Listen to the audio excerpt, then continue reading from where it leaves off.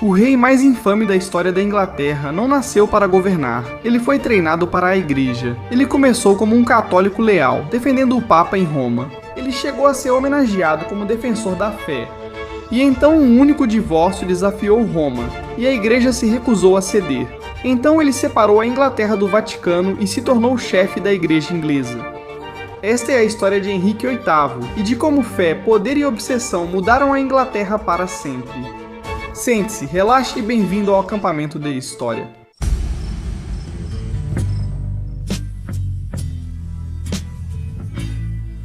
E aí, pessoal? Bem-vindos de volta ao acampamento de história. Sou Mark Garmon e obrigado por me acompanhar na minha tenda, onde toda semana exploramos histórias interessantes, fascinantes e polêmicas da história. Sim, esta é minha tentativa de entender tudo o que já aconteceu neste planeta grande e lindo, e isso só é possível por sua causa. Sim, você aí de casa ouvindo agora, seja no trabalho, relaxando, lavando a louça, não importa o que esteja fazendo. Eu agradeço por você estar aqui e manter a chama acesa. Falando nisso, acabamos de lançar as comunidades X, que parece o que fizeram com o rei Henrique VIII. Mas não. Aqui vou me conectar com campistas incríveis do mundo todo que querem conversar comigo e com quem pensa parecido. Médicos, engenheiros, advogados e cirurgiões. Estou dizendo, essas pessoas ouvem o programa são algumas das mentes mais brilhantes e os maiores intelectuais do nosso tempo. Se Voltaire e Descartes estivessem vivos, assistiriam ao acampamento. Mas você pode conferir. A gente colocou na descrição e nos comentários, ou em algum lugar onde o Cristos colocou. Falando nisso, Cristos, como você está, cara? Tudo certo, Cristos, não temos tempo, beleza? Porque estamos falando sobre o rei Henrique VIII. Estou com meu amigo Davi, que faz os anúncios do podcast. Ele é só um camarada, gente boa. Ele é o quê? Você acabou de diminuir a minha importância de estar aqui. Fica difícil te elogiar depois de eu ter falado como o Cristos é incrível e todas as aventuras dele. Confidente, amigo, melhor amigo. Conselheiro. Enfim, por onde começamos com o rei Henrique VIII? Você provavelmente conhece seus casamentos infames, sua sucessão de mulheres e sua incapacidade de ter um filho homem. Você provavelmente sabe só o básico, certo? Você sabia que ele era gordo, mas nós vamos entrar em todos os detalhes, tudo o que você não sabia. E de verdade, o que fez esse cara ficar tão obcecado com sua sucessão? Porque ele rompeu, você sabe, o país inteiro da Inglaterra com o Vaticano, porque ele criou sua própria igreja e tudo mais. Então, onde começa essa história? Vamos voltar lá para junho de 1491. Em uma pequena, você sabe, uma pequena casa chamada Palácio de Greenwich, é onde nasce um doce menininho. Henrique Tudor, filho do rei Henrique VII. Ele é o segundo filho, ou seja, o plano reserva, como dizem, o suplente, não o herdeiro. A maioria das pessoas achava que ele acabaria indo para a igreja algum dia, e não comandando um reino inteiro. Agora, o pai dele era um homem que você sabe, basicamente acabou com a Guerra das Rosas por pura determinação e estratégia. Ele se casou com Elizabeth de York, unindo as casas de Lancaster e York, o que foi muito importante. É daí que vem a famosa Rosa Tudor, aquela vermelha e branca, sabe, com pétalas entrelaçadas. É um símbolo de unidade, ou ao menos do que Henrique VII queria que o mundo acreditasse. Ficava bonito e elegante em bandeiras, embora a política real por trás fosse bem diferente.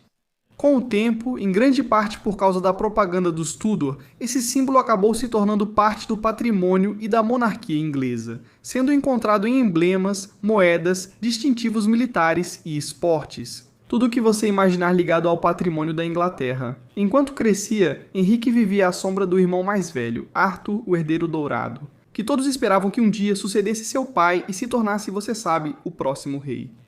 Arthur foi preparado para ser rei, enquanto Henrique foi educado para seguir a igreja. Geralmente é assim que acontece.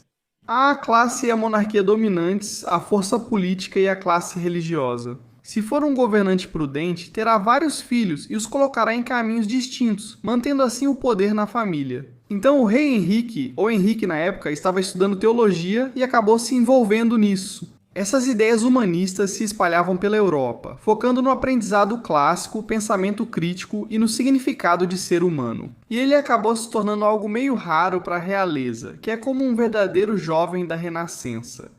Ele não era apenas inteligente, ele também era fisicamente talentoso. Ele derrubava cavaleiros das celas, criava músicas apreciadas e debatia escrituras com grandes estudiosos europeus. Então, nos círculos mais esclarecidos da Inglaterra, ele estava aprendendo com um advogado renomado e estudioso da igreja, Thomas More. E então Erasmo, sim, literalmente, aquele Erasmo provavelmente o visitou no Palácio de Eltham em 1499. E ele era, você sabe, ele saiu da conversa com Henrique, que na época tinha apenas 8 anos, e ficou tão impressionado com a inteligência dele. E então, um dia, tudo muda para o velho príncipe Henrique.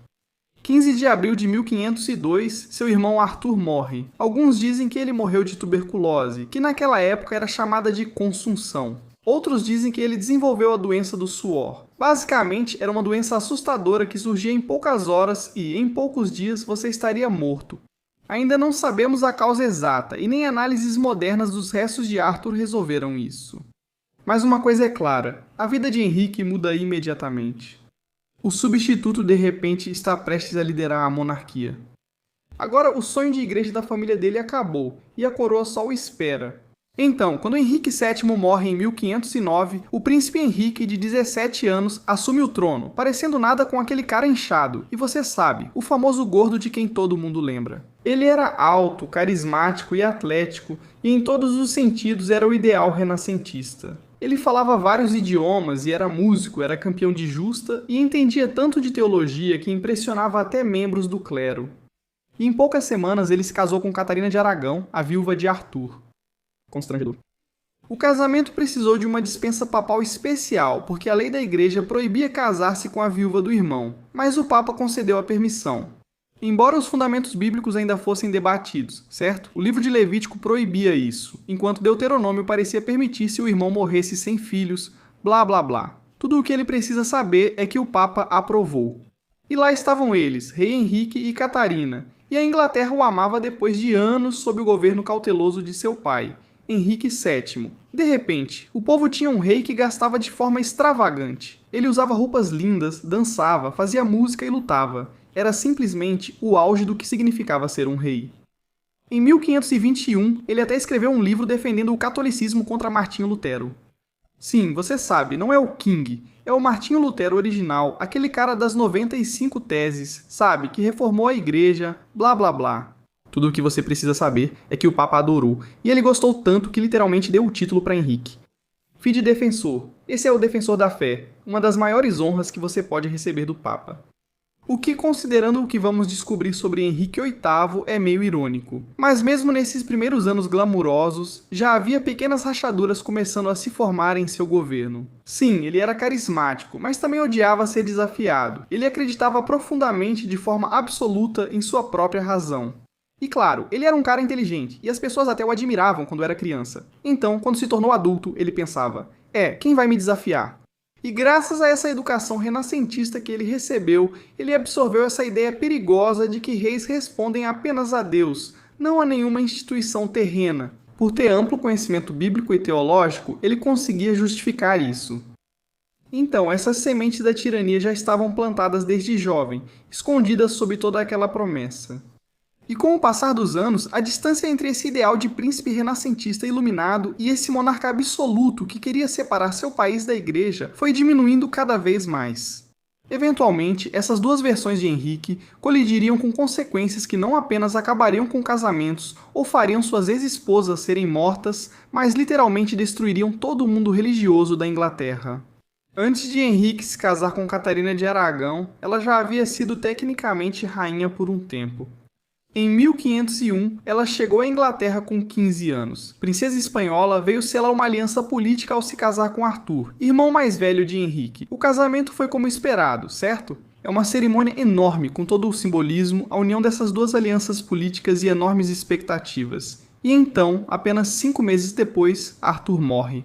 Isso deixou Catarina presa na Inglaterra de maneira bem constrangedora, né? Ela é valiosa demais para voltar à Espanha, mas politicamente complicada para se comprometer com outro pretendente.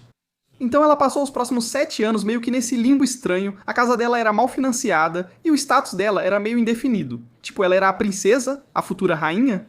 Enquanto isso, o pai dela, Fernando e Henrique VII discutiam sobre o futuro dela como dois homens de negócios tentando fechar um acordo, e tudo isso pairava sobre ela. Estava a questão, uma que na época não parecia tão importante, mas que um dia iria dividir toda a Inglaterra. A grande questão era, Catarina e Arthur consumaram o casamento?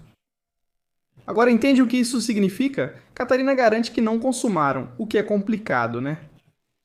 Eu te prometo, ainda está tudo certo. Agora, Arthur, você precisa entender. Ele estava doente, tudo bem, tipo, você sabe, esse consumo que ele não consumou, consumo como se ele tivesse tuberculose ou, sabe, a doença do suor, ele não estava se sentindo bem desde o começo. Então esse casamento foi curto e a noite de núpcias, se você quiser chamar assim, de acordo com ela, nunca aconteceu. Biblicamente, isso importa. Se Arthur morresse sem filhos, Henrique poderia casar com ela, e ele acreditava nisso. O Papa acreditou nela e aprovou a dispensa. Assim, quando Henrique se casa com ela em 1509, o problema parecia resolvido.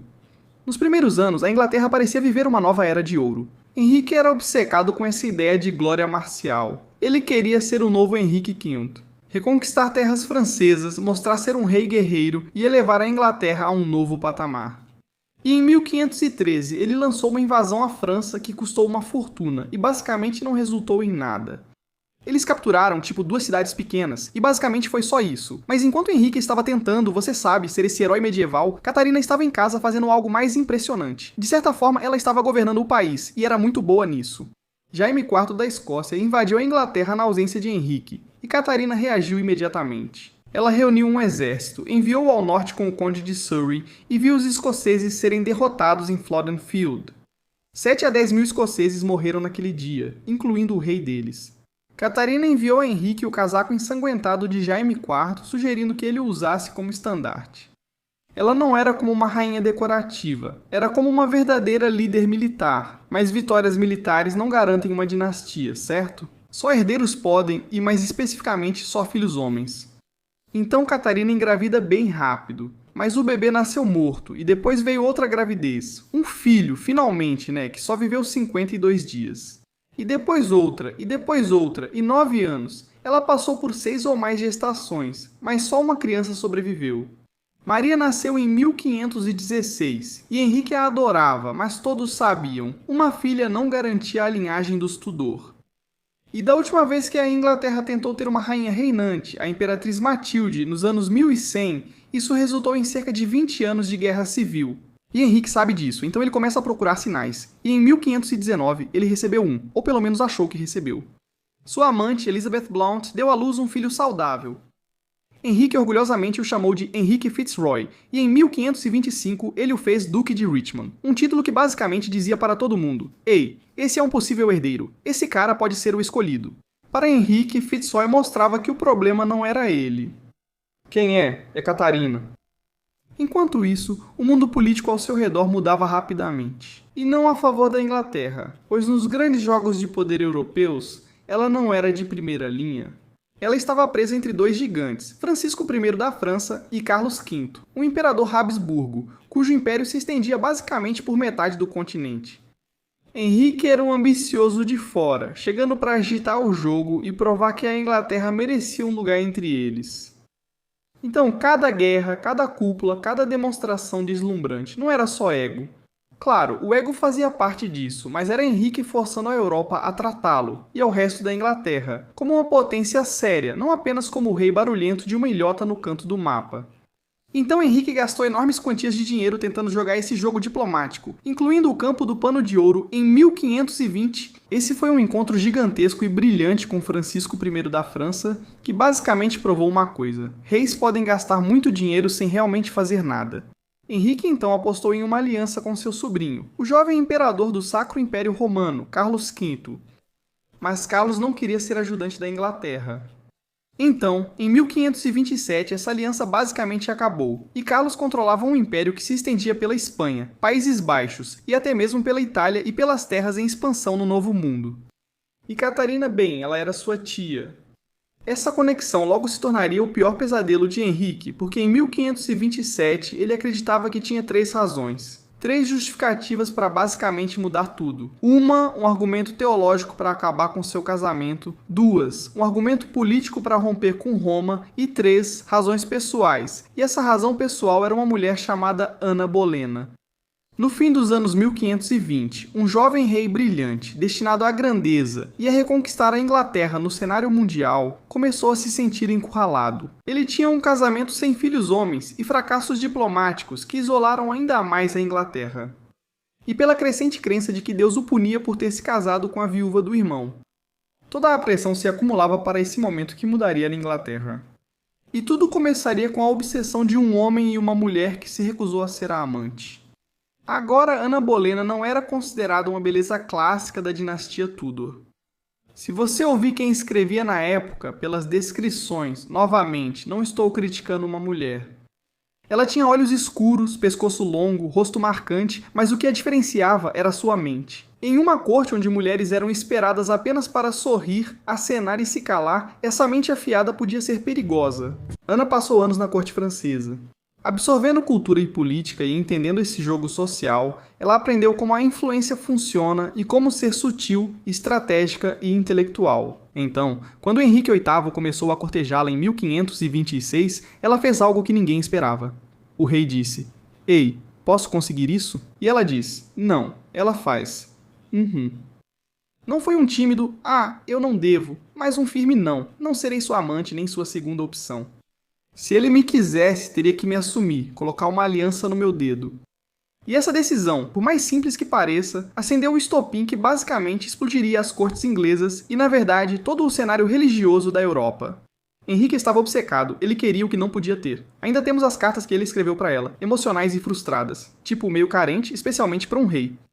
Esse era um cara que nunca tinha ouvido um não na vida, e de repente estava implorando pela atenção de uma mulher que simplesmente o mantinha à distância. Só digo que se alguma mulher estiver ouvindo, pode usar isso a seu favor. Funcionou com Henrique VIII. Vai funcionar com o João, que é mecânico ou algo assim. Só diga: "Ei, tô de boa." Funciona comigo todo dia. É, claro, acontece assim. Você quer o que não pode ter, isso é natural.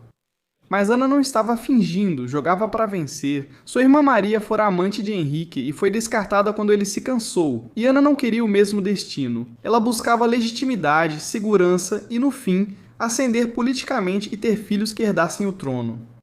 Agora, é claro, Henrique tem um problema. Sua esposa, Catarina de Aragão. Essas esposas sempre atrapalham. Você sabe o que quero dizer, você simplesmente ficando com esse cortesão francês. Que pena, né? Henrique não precisava de um divórcio, porque na época divórcio nem existia na Europa católica, tipo, você não podia se divorciar. O que ele precisa é de uma anulação. Agora, é isso. Parece específico e pedante, mas é algo significativo, então uma anulação basicamente diz que o casamento nunca aconteceu de verdade. Então existem algumas coisas dentro da doutrina da igreja que permitem uma anulação, mas como dizem os católicos, o que é unido por Deus não pode ser separado pelo homem. Então o argumento dele era a escritura, Levítico 20, 21. Ele afirma que, basicamente, se um homem se casar com a viúva do irmão, o casamento não terá filhos. Ele diz: "Ei, olha isso, Henrique convenientemente ignora que realmente teve um filho ao casar." Na visão dele, não ter filhos homens era como ser sem filhos, achando que Deus amaldiçoava seu casamento. Agora, o cardeal Thomas Wolsey, principal ministro de Henrique, recebeu a tarefa impossível de tentar conseguir uma anulação. Ir ao Papa e dizer: "Esse casamento era ilegítimo, ele não está casado." Agora Wolsey era um dos homens mais poderosos da Europa. Rico, brilhante e até temido, mas nem ele resolveu isso. Porém, o Papa enfrentava um problema maior. O sobrinho de Catarina, Carlos V, o Sacro Imperador Romano. Ele tinha saqueado Roma recentemente, ele estava basicamente mantendo o Papa como refém. E não existia nenhuma possibilidade de Clemente VII declarar o casamento da tia de Carlos inválido e sua filha ilegítima. Então, para que isso faça sentido, o Papa está numa situação difícil, certo? Se ele disser: "Ei, tudo isso você sabe, na verdade não é o caso." Então, de repente, ele se torna refém de Carlos.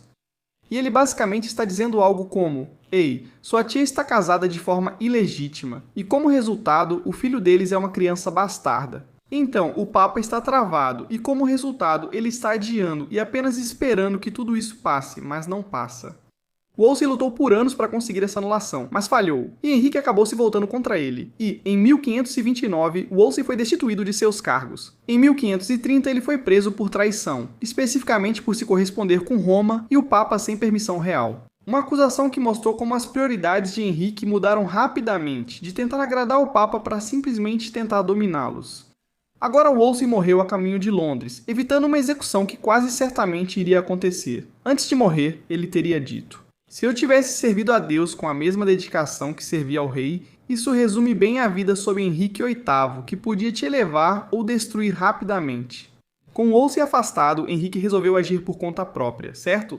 Se o Papa não conceder uma anulação para ele ter nova esposa, um filho e manter o poder, então deve sair do caminho. No fim, a Inglaterra se governará sozinha. A fundação da igreja está rachando, com novos livros, bíblias em vernáculo e críticas à corrupção. Ideias de Lutero começam a chegar à Inglaterra. Até cortesãos de Henrique liam esses textos em segredo, questionando se Roma era realmente o poder inabalável que afirmava ser. Aqui está o que muitos não entendem. Henrique não era um revolucionário protestante e manteve crenças conservadoras. Missa e sacramentos, rituais, todas essas coisas às quais um garoto católico se apegaria. Ele não rompeu com Roma por fé, ele rompeu com Roma por controle, e ele queria controle total. Então, em 1534, o parlamento aprovou o ato de supremacia, declarando Henrique o chefe supremo da Igreja da Inglaterra. E novamente, isso não é sobre religião, é sobre poder, controle da doutrina, das nomeações e das terras, e no fim das contas, quem pode se divorciar de quem. Nesse momento, Henrique já tinha se casado em segredo com Ana Bolena em janeiro de 1533, e uma ótima notícia, ela está grávida. Em setembro, ela deu à luz, e Henrique tinha se convencido de que Deus lhe daria um filho, mas isso não aconteceu, e nasceu uma filha chamada Isabel. E a decepção, como você pode imaginar, foi imediata. Essa revelação de gênero teria sido incrível, digo de todos os tempos. Só o Henrique ao fundo, tipo, o quê? Então, Henrique fica irritado, mas decide seguir em frente, certo? Ana agora é a rainha, Catarina é rebaixada para princesa viúva, que é um nome difícil, e Maria é declarada, você sabe, pela monarquia da Inglaterra como ilegítima. E então veio um dos maiores choques da história inglesa, a dissolução dos mosteiros. A partir de 1536, Thomas Cromwell, novo ministro de Henrique, iniciou o desmantelamento da vida monástica na Inglaterra. Agora Cromwell era muito inteligente e extremamente leal à visão de Henrique, mas também extremamente implacável. Comissários visitaram os mosteiros e voltaram com exatamente o tipo de acusações que Cromwell precisava, que eram imoralidade, deslealdade e corrupção. Primeiro fecharam os mosteiros menores, confiscaram suas terras para o rei, depois os maiores também caíram. E em 1540 todos os mosteiros da Inglaterra haviam desaparecido. Só os números disso são insanos. 800 casas religiosas, igrejas e reitorias, tudo destruído. 12.000 monges, freiras e frades foram desalojados, manuscritos inestimáveis queimados e perdidos para sempre, e edifícios medievais saqueados e abandonados. E em toda essa reviravolta, a coroa ganhou cerca de 1.300.000 libras, aproximadamente $500 milhão em valores de hoje, e Henrique gastou tudo quase imediatamente. Para as pessoas comuns, o impacto foi bem claro, certo? Quero dizer, você tem que pensar que todas essas pessoas na Inglaterra eram católicas há gerações. Esses mosteiros ofereciam caridade, hospitais, escolas e ajudavam os pobres. De repente, todas essas redes de proteção sumiram.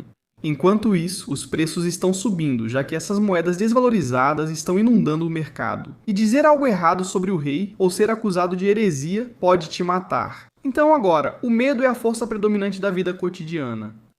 Como acontece com a maioria dos regimes tirânicos, a resistência é esmagada sem hesitação. Os abades de Glastonbury, Reading e Colchester foram executados quando se recusaram a se render. Quando de 3 a 50 mil nortistas se levantaram e disseram, não vamos aceitar isso. Isso ficou conhecido como a Peregrinação da Graça. Eles exigiram a volta dos mosteiros, e Henrique meio que fingiu negociar e depois executou os líderes deles. Após a dispersão das multidões, cerca de 200 pessoas morreram nesse evento. Nem os antigos amigos de Henrique foram poupados. Thomas More, uma das mentes mais brilhantes, chegou a ajudar na educação do príncipe. Ele se recusou a reconhecer Henrique como chefe da igreja e foi executado em 1535, curiosidade. É dele que vem o meu nome. Meu nome do meio é Thomas. Minha mãe me deu o nome em homenagem a Thomas More. Você não recebeu o nome por causa dele. Sim, esse é o meu nome do meio. O microfone caiu agora. Viu? Obrigado, Deus, eu só digo que esse é o cara. Sempre que um rei diz, ei, na verdade eu sou o chefe da igreja, isso fica na minha cabeça e eu penso, ei, eu vou lutar ativamente contra isso. Sou eu, esse é quem sou, de qualquer forma. O bispo João Fisher teve o mesmo destino, agravado pela aparência de oficialidade. Henrique utilizou o parlamento como se cumprisse o governo, mas distorceu a lei. Então essa lealdade não era só sobre comportamento, eram palavras e dúvidas, até pensamentos, até boatos. E sob essas novas leis de traição, uma piada ou, sabe, um comentáriozinho poderia ser considerado um ataque ao rei. A mensagem era simples. Tudo o que o rei quisesse virava lei automaticamente. E Henrique aprendeu algo muito sombrio, que, a curtíssimo prazo, a violência funciona. Se você silencia seus críticos, de repente, o caminho se abre.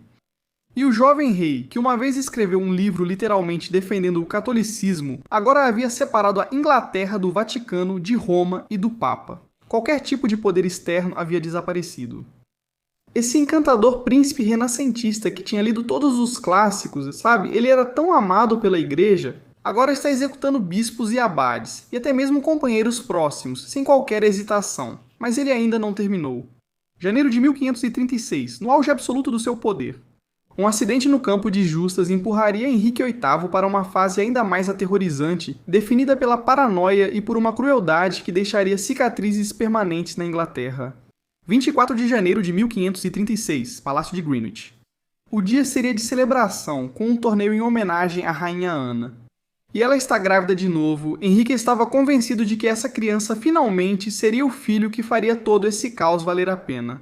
Ele tem 44 anos e está um pouco mais pesado do que na juventude, mas continua confiante. Não há problema em ganhar peso depois dos 40. Naquela época não existia GLP-1. Então ele estava fazendo o melhor que podia e já participava de justas desde criança. Então, sabe, indo com tudo. Com essa armadura pesando uns 25 ou 30 quilos, a lança é forte o suficiente para quebrar ossos. E então tudo dá errado.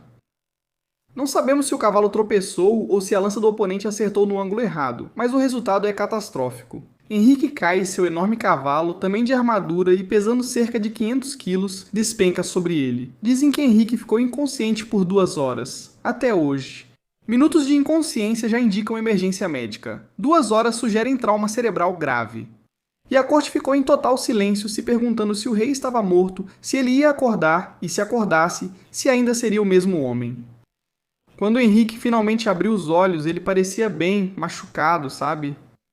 Ele ficou um tempo em um quarto escuro para o protocolo de concussão. Além disso, a velha ferida na perna tinha reaberto. Mas em poucos dias, ele já estava de volta ao trabalho e parecia pronto para continuar, mas algo estava diferente. Neurologistas modernos analisam o comportamento de Henrique após 1536 e identificam sinais clássicos de lesão cerebral traumática, lapsos de memória, explosões de raiva, impulsividade, insônia e depressão. Esses sintomas não haviam surgido antes do acidente. E o ferimento reaberto na perna nunca cicatrizou, tornando-se uma ferida crônica, ulcerada, infectada e com mau cheiro sempre vazando.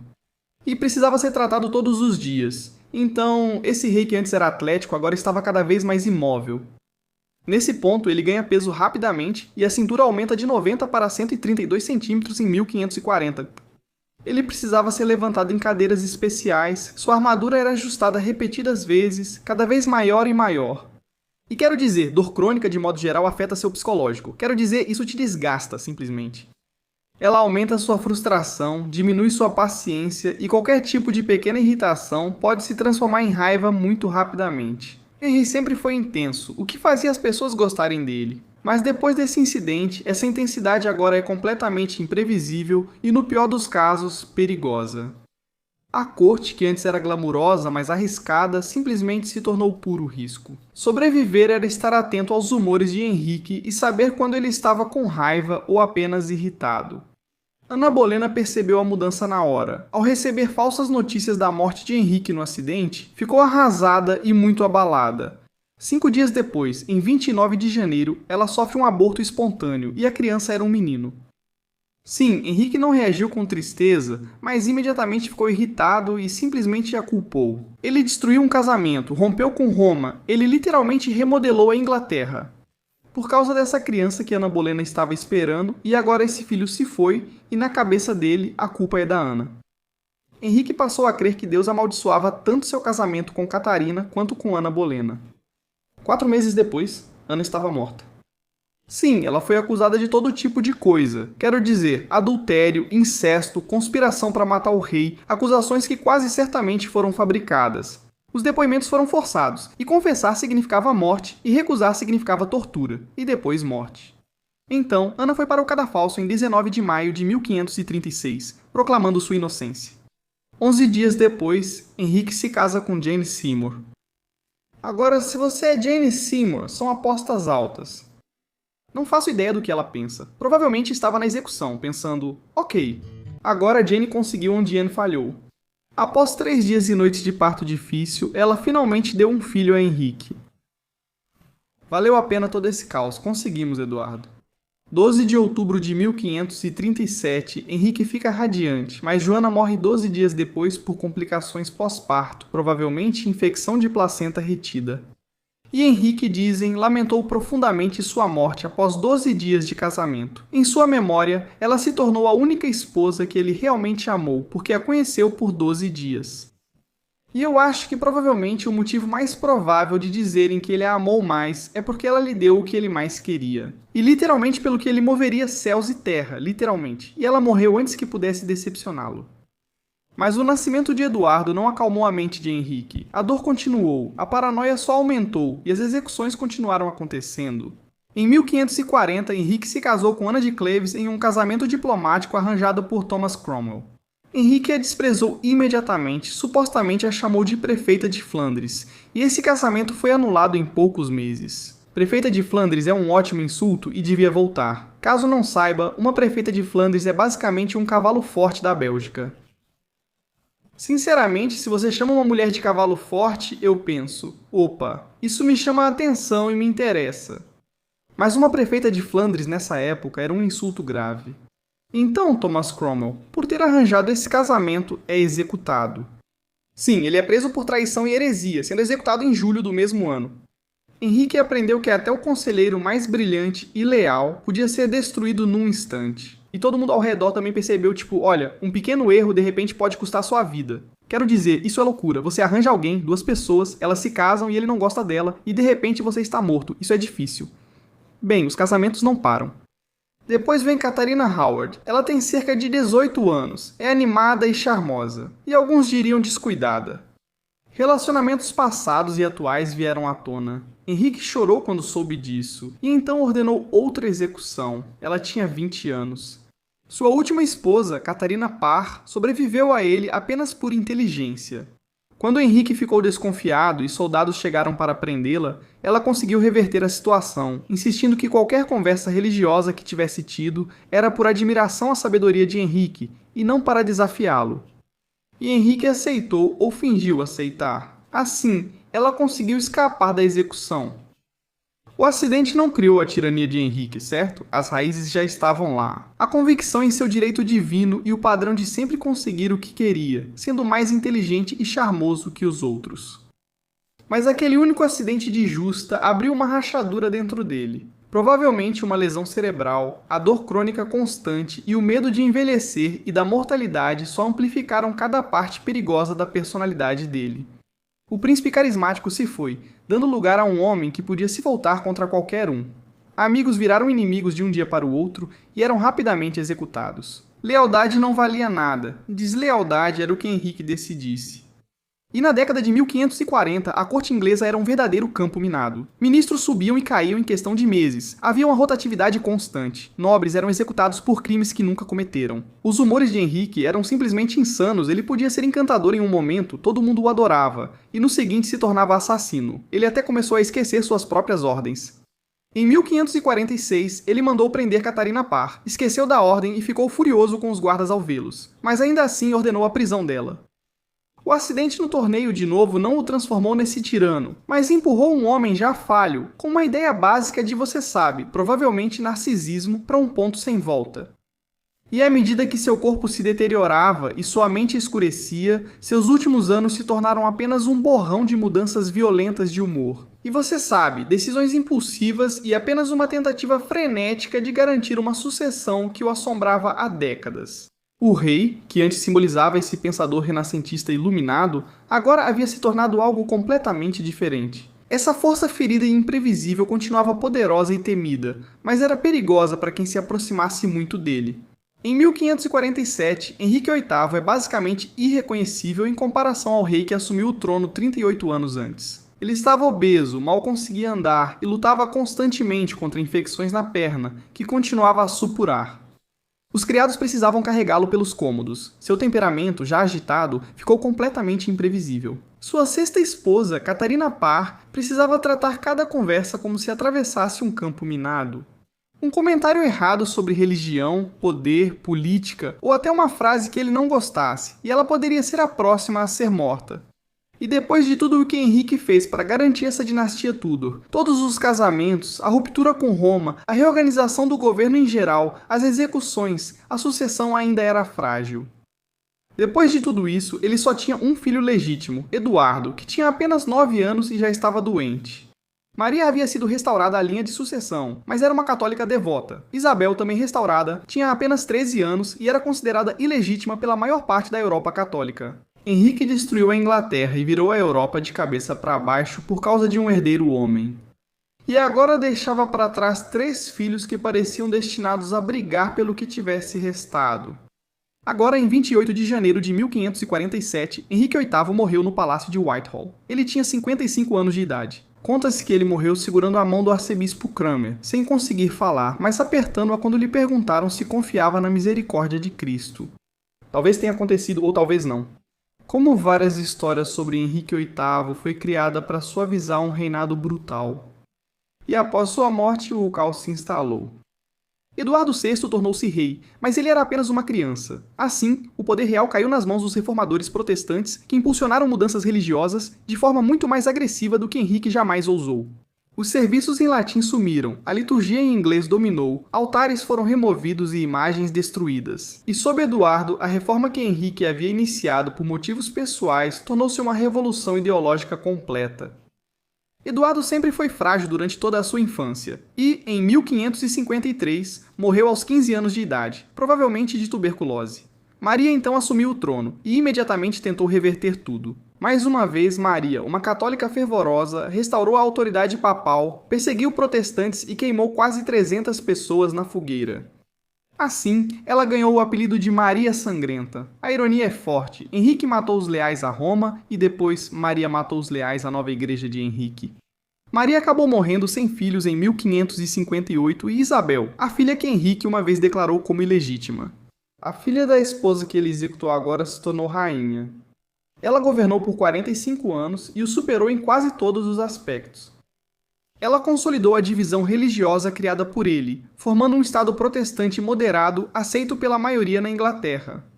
Ela derrotou a armada espanhola, transformou a Inglaterra em uma potência naval em ascensão, realmente presidiu um boom cultural que nos deu Shakespeare e os outros grandes poetas ingleses. Elizabeth reconstruiu a Inglaterra após os escombros deixados por seu pai, mas suas conquistas só foram possíveis pela destruição causada por Henrique. Isso é o que é irônico. Sua ruptura com Roma criou o reino protestante que ela então moldou. A dissolução dos mosteiros formou uma nova classe de nobreza, leal à coroa.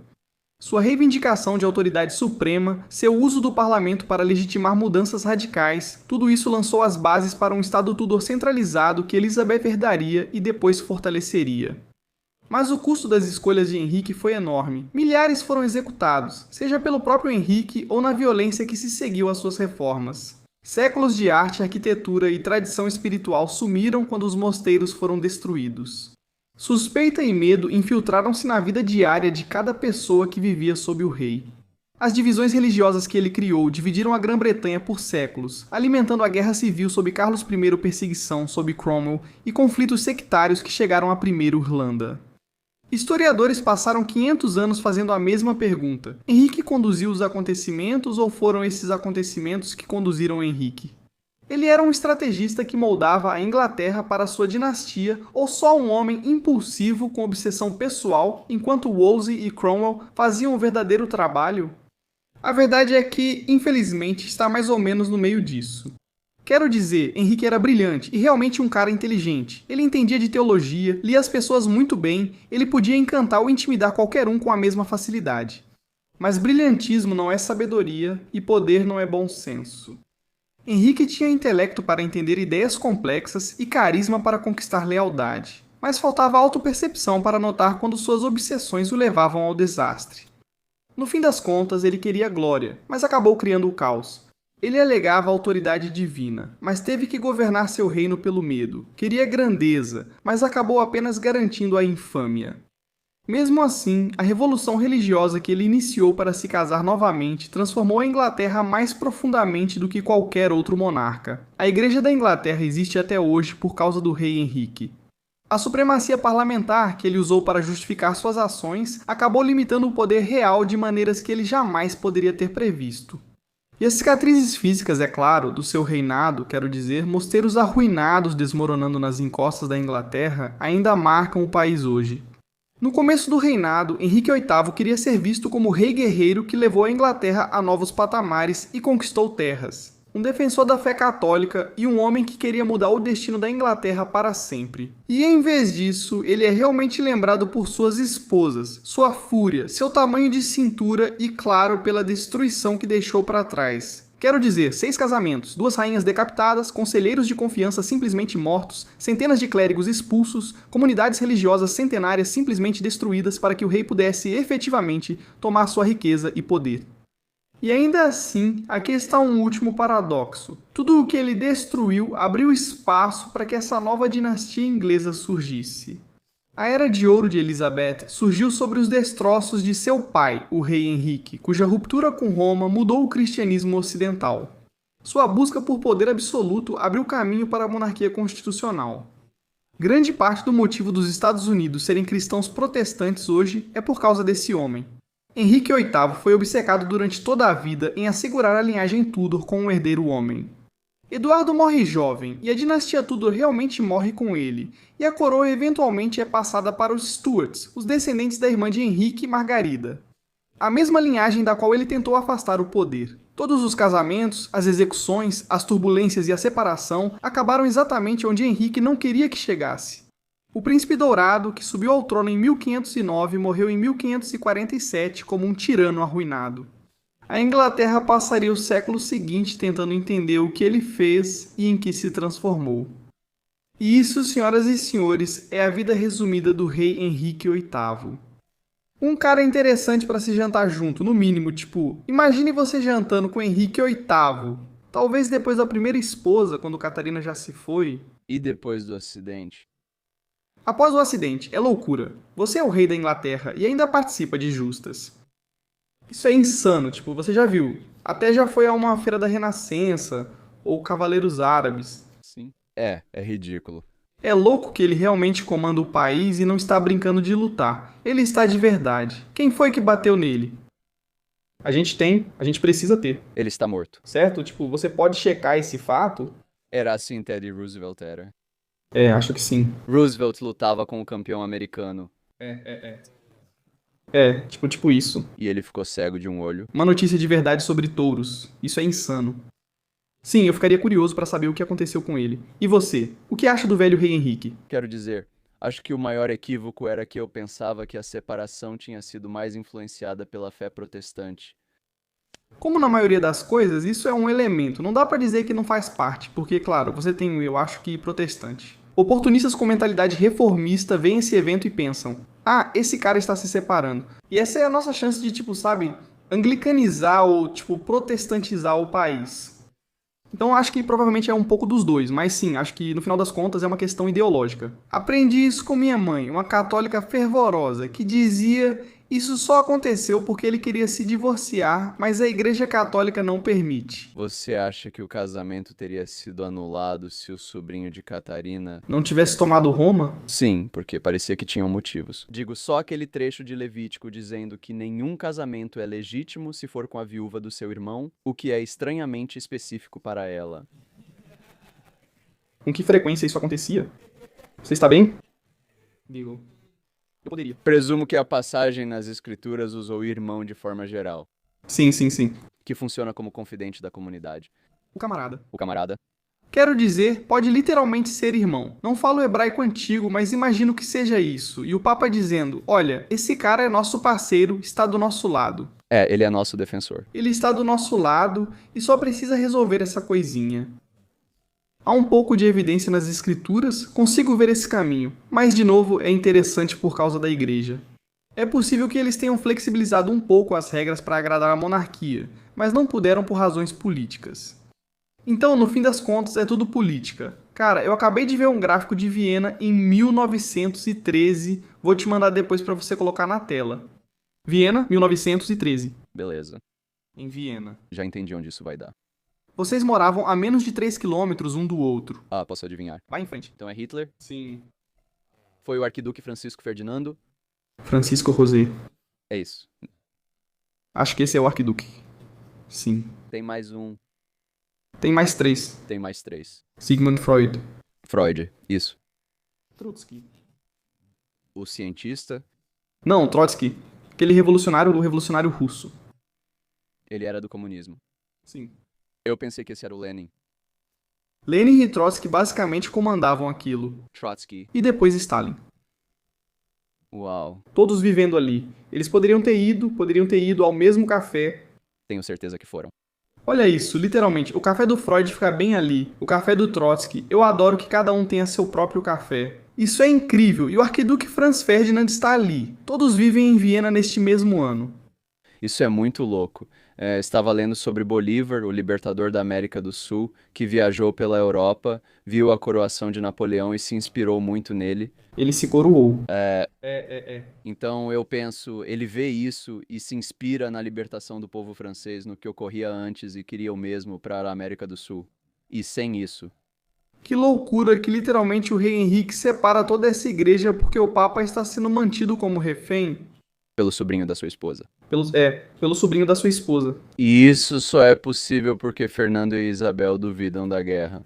E os pais da sua esposa também financiaram Colombo para ir descobrir a América. Mas que vida louca. Isso é insano e os nativos ficam tipo, galera. Podemos descansar, resolva suas coisas, ok? Tipo, literalmente. Eles brigam por religião. E aí vem pra América e dizem, bem, vocês têm que seguir a nossa religião. Sim. Vocês nem sabem explicar sua religião. Imagina os nativos perguntando sobre a Trindade e todos ficando confusos. Então, se Fernando e Isabel não tivessem sucesso na conquista para retomar a Península Ibérica, eu e você seríamos nativos americanos agora, digo. Mano, seria a gente. Caramba. A cavalo correndo por aí. Onde está o Miles? Os Miles estaria lá em algum lugar. O Miles está atrás. A imagem está cortada. Cristos, o que houve com quem perfurou o velho Henrique VIII? Esse seria Charles Brandon, o Duque de Suffolk. Legal. Henrique VIII em um acidente de justa, após o qual ele ficou mortificado e jurou nunca mais justar novamente com o rei.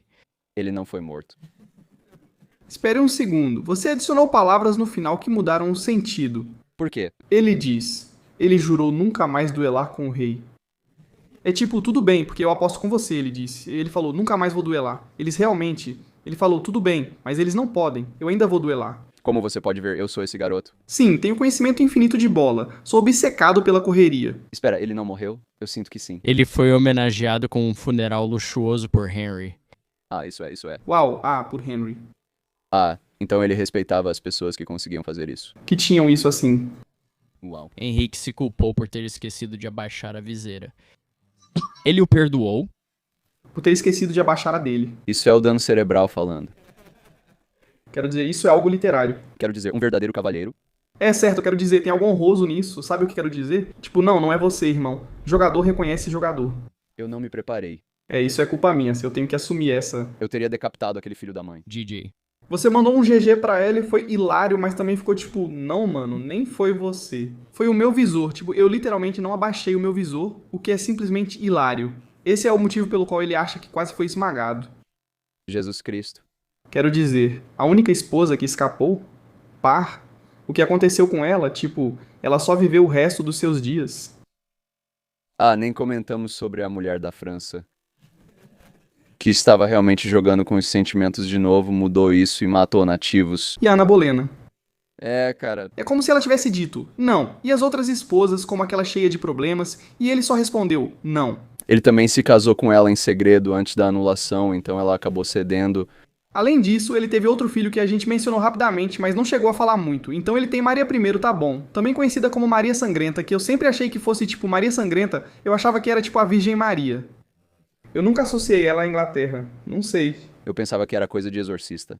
Era isso que eu pensava. Eu achava que era tipo, a Virgem Maria era tipo um anticristo maligno. Eu não sei, eu nunca perguntei, então essa é a Maria Sangrenta, que vai aparecer pra você no espelho se você disser 3 vezes e quiser obter alguma informação. É engraçado que Maria Sangrenta tenha sotaque inglês. Podemos puxar todas as esposas do Henrique e ver quem é a mais bonita. Tem uma foto engraçada, Cristos, quero que veja. Procurei, mas o que era mesmo? O prefeito de Flandres. Prefeito de Flandres. Quero dizer, esse é um apelido difícil, bem complicado. É assim que ela foi retratada, eu posso imaginar. A questão é, compensa matar seu amigo só por ter te apresentado a essa garota? Meu Deus, sim. Vamos ver, vamos só ver. Beleza. É ela. Esse é o Flanders. Então, seu garoto arma pra você, claro que você vai matá-lo. Além disso, ela é meio gostosa. Já fizemos isso antes, como buscar pinturas antigas dessas coisas. Tudo bem. Aí está ela, ufa. Essa é a velha galinha e o velho bola 8. Podemos chamar todas as esposas dele? Isso é tão bom que lembra aquele meme. Beleza, o que é? Desce a página, Chris. Bem aí. Ele aponta pra uma foto e diz: Que porra é essa? Espera, vamos pegar todas as esposas dele, clica nessa, precisamos só disso. Vamos dizer Woody, certo? Então Catarina na original, meio pálida.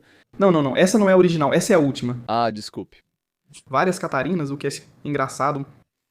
Catarina Veiga. Catarina Marigon não mostrada e... Mas ela, quero dizer, ela é uma princesa espanhola, quero dizer, ela provavelmente é um pedaço. Sim, tudo bem. E Bolena? Ana Bolena. Jane Seymour, não. Role pra direita porque está em ordem reversa. Então, Ana Bolena. Sim, eu posso ver como ele.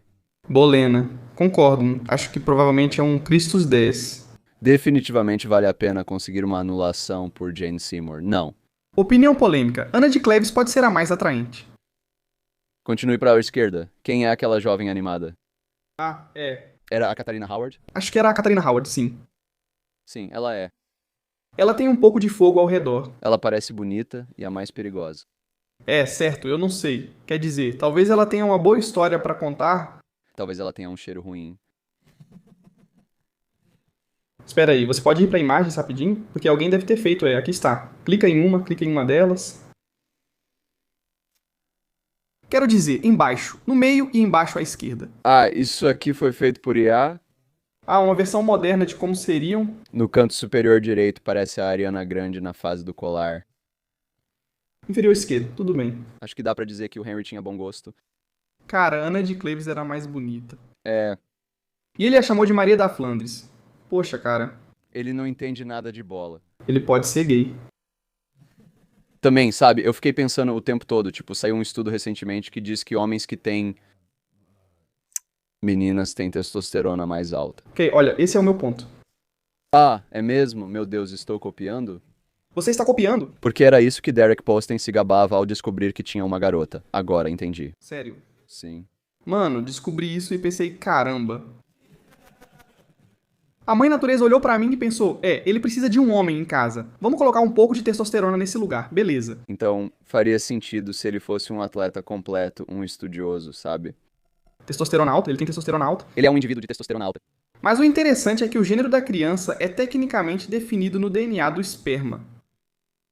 Isso é algo que não mencionamos. Que ele achava, se a criança for menina, a culpa é da mulher. Afinal, teve um filho, Fitzroy, com a amante ilegítima.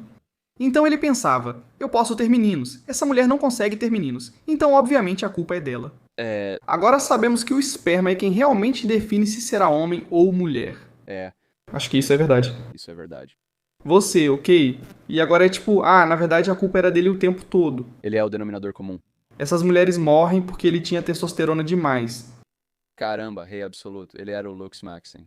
Certo, o que vocês acham? Se você é historiador do rei Henrique ou da Inglaterra medieval, me avise se esqueci algo. Por favor, comente. Não sou imune a correções. Eu amo a verdade acima de tudo, então por favor, deixe um comentário. Eu leio todos eles, no YouTube, no Spotify, então seja educado, ok? E eu tenho ótimas notícias pra você. Se você gostou deste episódio, pode conferir o Acampamento Gagnon, o canal principal. Lá faço entrevistas com estudiosos de verdade, pessoas inteligentes que realmente entendem do assunto, ao contrário de Davi e Cristos. Eles me esclarecem sobre os mistérios do mundo. Também temos o Acampamento da Religião, então se você gostou desse aspecto, eu tenho uma ótima notícia. No Acampamento da Religião, exploramos questões do divino e tudo sobre cristianismo, islamismo, judaísmo, hinduísmo e outras crenças. Só queremos entender no que as pessoas do planeta acreditam. Se você gosta de história, temos novidade. Lançamos episódios semanais. Inscreva-se, comente e curta para apoiar. Muito obrigado, pessoal. Este foi mais um episódio do Acampamento da História. Nos vemos no futuro para falar do passado. Paz.